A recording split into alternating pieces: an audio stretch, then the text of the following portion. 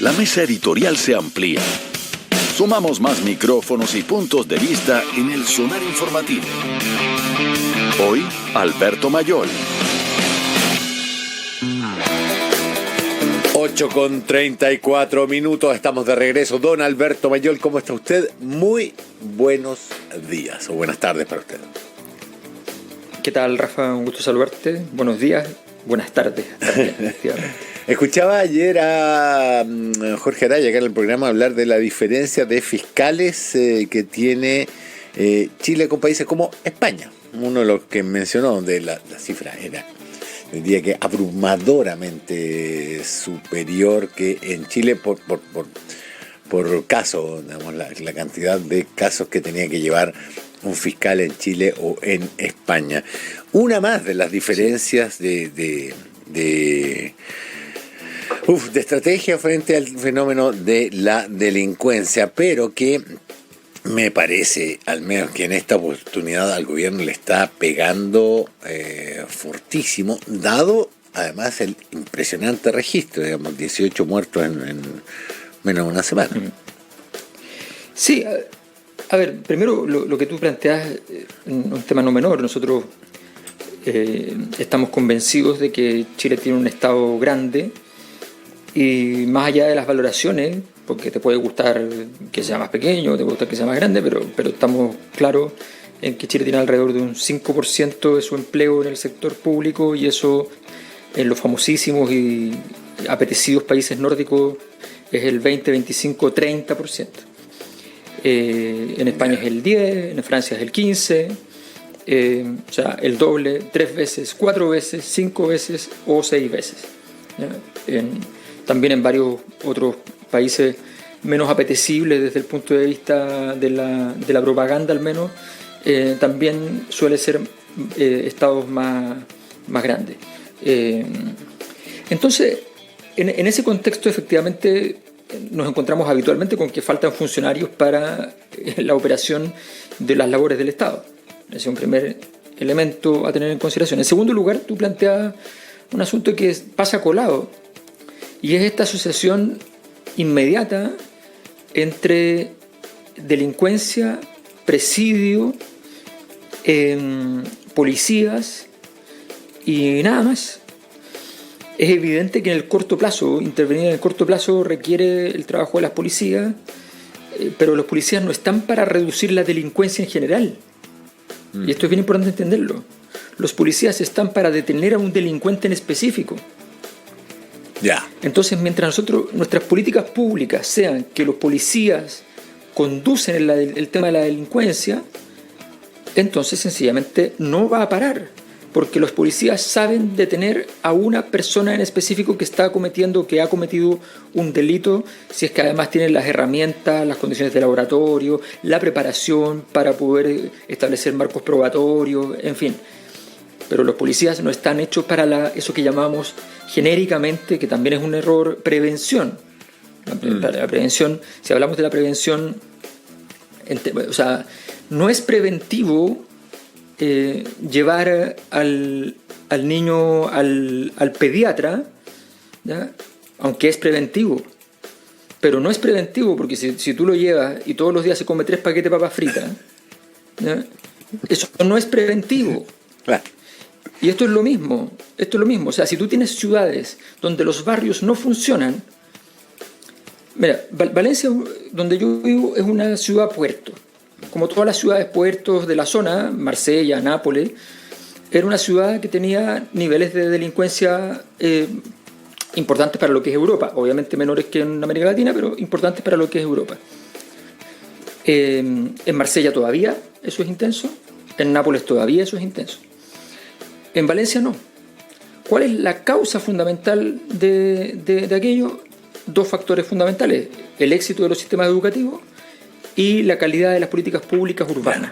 O sea, la intervención urbana, el gasto público en infraestructura urbana, la calidad de las ciudades, todo eso son elementos de disuasión fundamentales. Aquí la policía no es particularmente ducha, no es infinitamente mejor que la chilena, tiene muchísimo más funcionarios, pero no es el punto que te detengan. De hecho, hay muchas veces que en procedimientos más complejos han cometido errores importantes porque no están acostumbrados a procedimientos más complejos. No lo tienen. Entonces, estamos haciendo muy mal la discusión y lo único que va a garantizar esto es que se perpetúe el problema.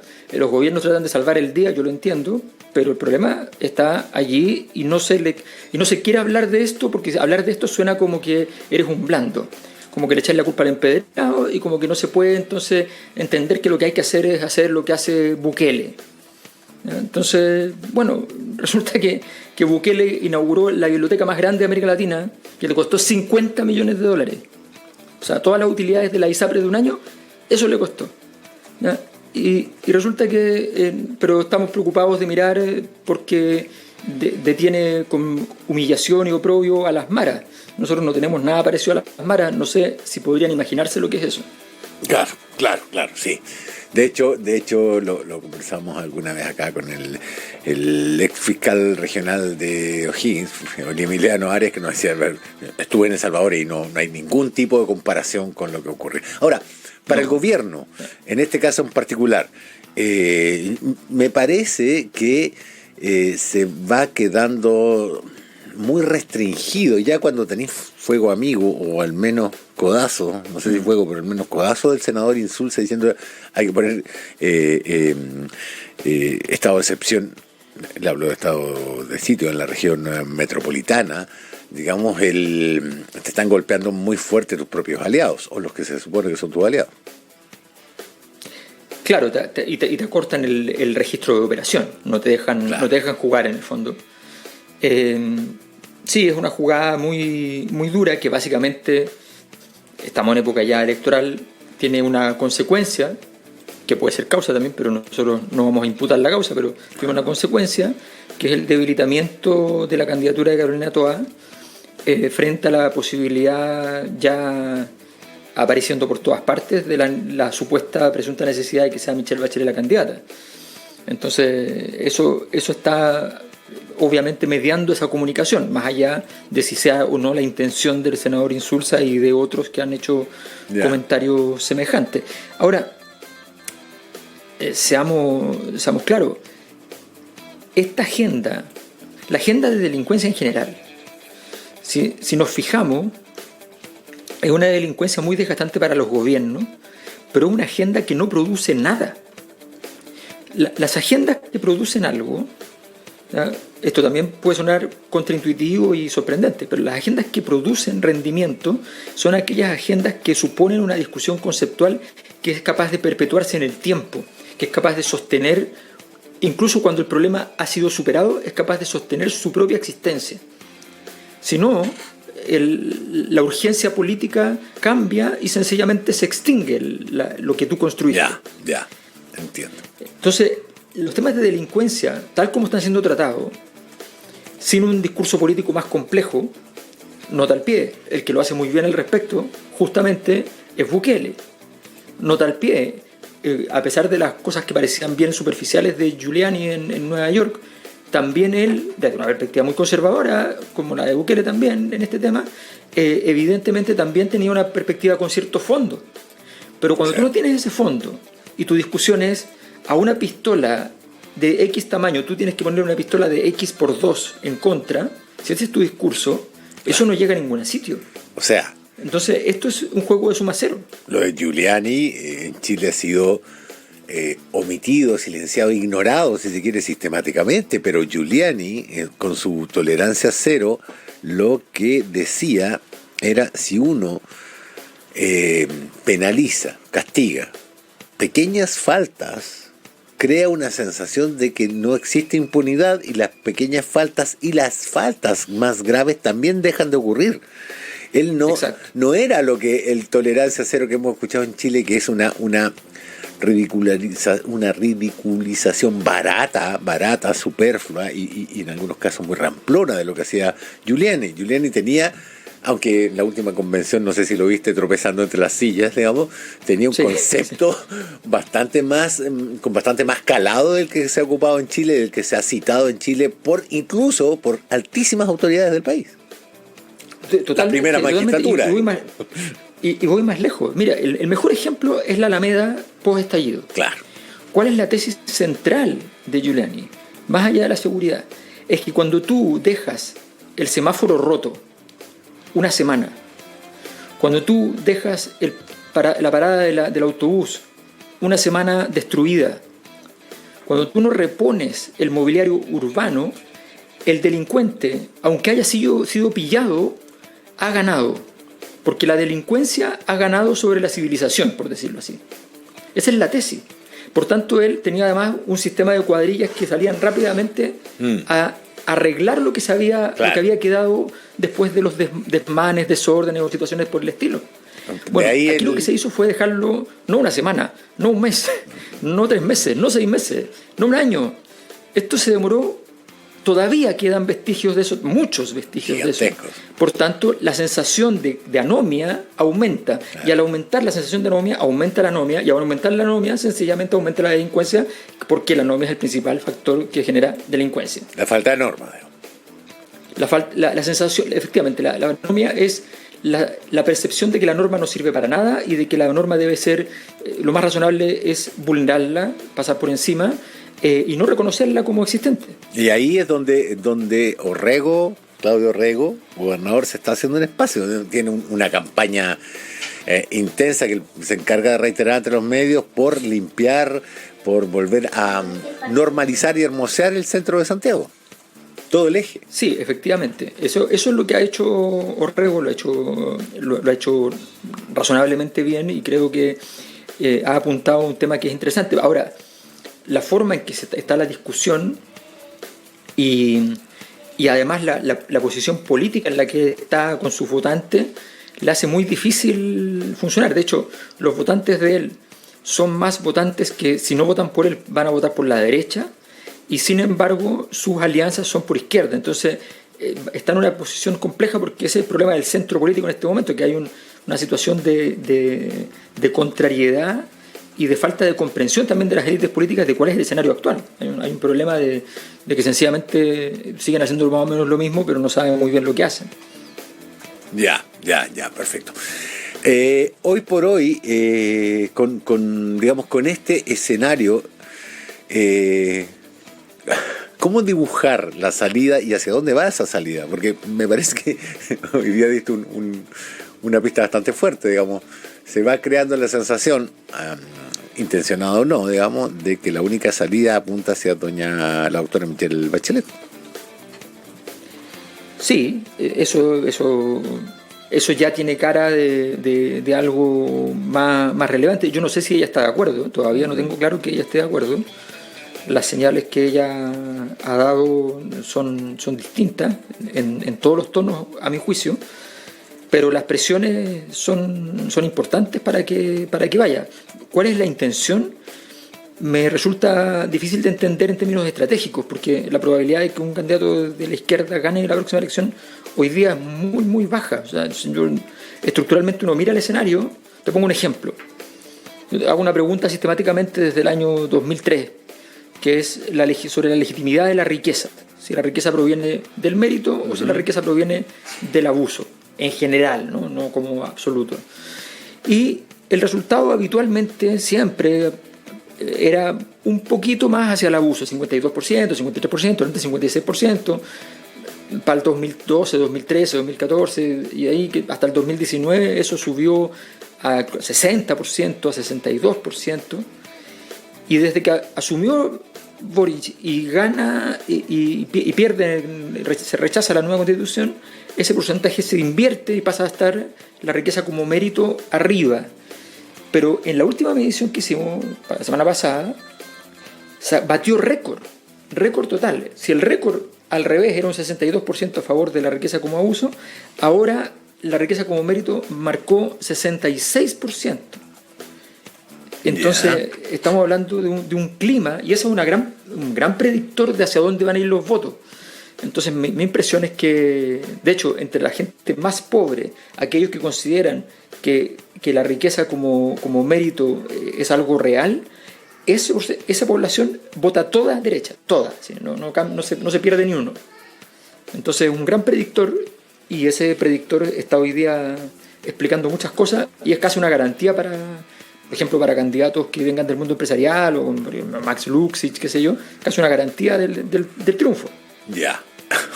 O sea, sí. Lo que pasa es que eso dibuja un escenario catastrófico para la izquierda. No importa quién tenga, no tiene un exponente que pueda defender aquello. Digamos, un exponente conocido debe tenerlo, alguno que sea emprendedor, que sea exitoso, que sea rico, pero no es conocido. Y los que son conocidos no sustentan precisamente aquella idea. No, evidentemente yo creo que, pero también las decisiones estratégicas pueden ser ir con un nombre que no va a ganar, pero construirle una campaña sólida que le permita jugar el siguiente partido, probar a alguien que tenga más relación con el mundo de la economía. Por ejemplo, de repente Mario Marcel es un candidato más interesante que los otros candidatos que están, por un tema también de que no ha estado tan encima de la altisonancia. Yo creo que el agotamiento también de la altisonancia es una cosa que va a ser compleja de resolver. La altisonancia es un arte que manejan pocos y sabemos perfectamente que hay gente muy hábil en aquello, pero no son la mayoría de los políticos que tienen que jugar a la altisonancia porque no los escuchan si no gritan. Mira Cast. Nada más. Bueno, claro. Como gran ejemplo. Le queda muy mal. Claro, ha tratado de ser altisonante y ya se ha convertido en un ruido de fondo al final. Exactamente, porque eso es un arte. El arte de Milei requiere una cierta energía, un cierto vigor existencial, ¿ya? O una cierta disrupción, claro, para poder ser ejecutado. Pero una persona que tiene una personalidad distinta a esa, para ser Trump, por eso Milei trata de ayudar y levantar a Abascal en España y no pasa nada con Abascal porque Abascal no tiene... O sea, Feijóo le gana por entretenido, ¿me entiendes? Entonces no tiene gracia. Digámoslo, Sánchez es un tipo muy entretenido en España. Cuando uno le escucha en ese tono pausado que tiene y empieza a escuchar el contenido, es un tipo entretenidísimo y además es un tipo muy lúcido. Por eso, cuando uno lo mira, es que ha salvado con tanta elegancia 2 veces que lo dieron por muerto. El caso de las acusaciones contra su ex esposa, en que le puso una pausa con un descaro increíble. Dijo, me voy a tomar una semana para pensarlo. Y después dijo, no, era una pausa nomás. Y cuando ahora se está presentando de nuevo y tiene un aguante. Es un caso de estudio, un caso de estudio para quien quiera entender cómo se manejan los tiempos en política, cómo se manejan las crisis. Es impresionante lo que hace Sánchez. Y ahí es interesante ver cómo de repente nombres que están con todas las condiciones cometen errores en la estructuración. Y entonces los casos para estudiar en este tipo de decisiones de cuándo vas a hallar un líder, cuándo hallar un candidato, esos casos son muy importantes de entender. Yo creo que aquí no hay prácticamente nada. Es como probemos esto, probemos lo otro. Yo pongo un ejemplo. Johannes Kaiser, si tú lo pones a competir, pasa rápidamente a Carter. Y se ha invertido un montón de tiempo, ganas, y imágenes y todo en Carter. Y Johannes Kaiser no ha hecho prácticamente nada y lo pasa. Claro. O sea, es que Kaiser maneja la altisonancia. Y él sabe usarla. Y le queda bien. No, y además lo hace súper bien cuando en la comisión legislativa sobre el caso de Franco Varas en Putre hace las preguntas y todo el mundo se indigna. Yo creo que fue un manejo excepcional de su parte, porque claro, la madre del conscripto tenía todo el derecho de sentirse indignada. Yo entiendo que se retiró con toda la razón del mundo, pero los diputados están ahí para plantear y responder cosas, y que el resto se sumara lo pone a él en la posición que le encanta estar, la del víctima. Entonces su manejo de la victimización es maravillosa y su combinación con el discurso agresivo también. Esa altisonancia requiere o mucho entrenamiento o una habilidad natural, como la que tiene él, como la que tiene Donald Trump, también otro. Exacto. Y eso demuestra que de hecho a Carter le habían dado carta de ciudadanía en Chile Vamos para que apareciera, para que no se metieran otros nombres, qué sé yo, y resulta que tú lo pones a competir y no marca, porque esos discursos más altisonantes, más de seguridad, con una persona que tiene un perfil que en otros temas es muy diferente, esa armonización a veces el personaje no cuaja. Claro. Y bueno, y esto tiene algo de teatro la política electoral. En el Sonar Informativo también jugamos. Es el momento de los deportes o algo así. Con Ignacio Pérez Tuesta. Don Ignacio, ¿cómo está usted? Bienvenido. Muy bien, ¿cómo le da don Rafa? Don Alberto, ¿qué tal? ¿Cómo está? ¿Qué tal, Ignacio? Oiga, hace poquito rato, a lo mejor usted ya lo vio por allá por las Españas, se dieron a conocer, España dio a conocer la lista definitiva de las sedes para el Mundial del 2030. Los estadios donde se va a jugar, porque digamos que el Mundial es de España, digamos, principalmente. Sí. Seamos sinceros, ¿no? Lo otro, o sea, ¿para qué decir Sudamérica? Pues eso no existe. Pero gran parte del Mundial se va a jugar en España, como así el del 2026 se va a jugar gran parte en Estados Unidos. La lista de estadios, para que nos vayamos preparando para el Mundial del 2030, digo, por si acaso, Santiago Bernabéu y el Metropolitano, donde juega el Atlético de Madrid. Sí. 2 en Madrid. El colchonero. Dos estadios en Madrid. 2 en Barcelona, el Camp Nou, donde juega el Barcelona, y el Estadio El Español de Barcelona. Con Y. El San Mamés de Bilbao, el Estadio de San Sebastián, eso en el País Vasco. Riazor de La Coruña, la Romareda Zaragoza, la Cartuja de Sevilla, la Rosaleda de Málaga y el Estadio de la Gran Canaria. La Cartuja. Sí. Así es que... Pero te quiero contar una infidencia. A ver, por eso usted es nuestro enviado, o sea, corresponsal. Sí. No, además que lo que pasa es que Valencia es la tercera ciudad en tamaño en España, y quedó fuera porque hay una estupidez que se hizo, que fue, sin tener claro que se podía y sin tener claro que se iba a hacer, se empezó a construir otro estadio del Valencia y se dejó entonces sin mejorar las habilitaciones de la actual Mestalla. La cosa es que el estadio nuevo está instalado casi completo, pero no está terminado, ¿ya? Pero es terminable, pero ya le han puesto problemas para los permisos y qué sé yo. Y el antiguo, ¿ya? Está donde está, se está jugando todavía allí, ya debería de haberse dejado jugar, pero se está jugando allí. Y todo parece indicar que finalmente se va a obligar al propietario, que es un chino, digamos, va a tener que hacerse cargo del viejo y arreglarlo, ¿ya? Bueno, el asunto es que Valencia está diciendo que esto no es cosa juzgada y que apenas tengan el camino viable de arreglo del estadio, ellos sí o sí tienen que estar en el Mundial, porque imagínate lo que es para Valencia, claro, hoy día una ciudad de las ciudades turísticas emblemáticas, quedarse fuera del Mundial. Entonces hay desesperación total y apuestan, yo lo escuché ayer en la radio, ellos dicen que está conversado y que cualquier cosa, el estadio entra. Claro, además que todo en Madrid o en Barcelona. Empujar. Claro, y uno dice de repente la Gran Canaria, claro, y también un tema de expandir como se hace en todos los países. Uno dice, pero ¿cómo? No sé, pues en Brasil Manaus fue sede del mundial, sí. Pero tiene que ver con una cuestión también interna, política. Queda súper lejos, además. Y es más fácil dejar que crear yacarés que mantener ese estadio en Manaus. Efectivamente. Así que bueno, tenemos tema para hoy, eso y muchas cosas más. A partir de las 9 en el Sonar Deportivo, mis estimados amigos. Vas a hablar. Lo escuchaste acá, en el Sonar Informativo, con Rafa Cavada. Don Lalo Urra en los controles, doña Paulina Barrales en la edición y producción del programa, don Ignacio Pérez Tuesta, que se queda a cargo del buque, y don Alberto Mayol desde las Españas. Muchísimas gracias, ha sido un verdadero placer. Nos vemos mañana, que es viernes. Qué bueno.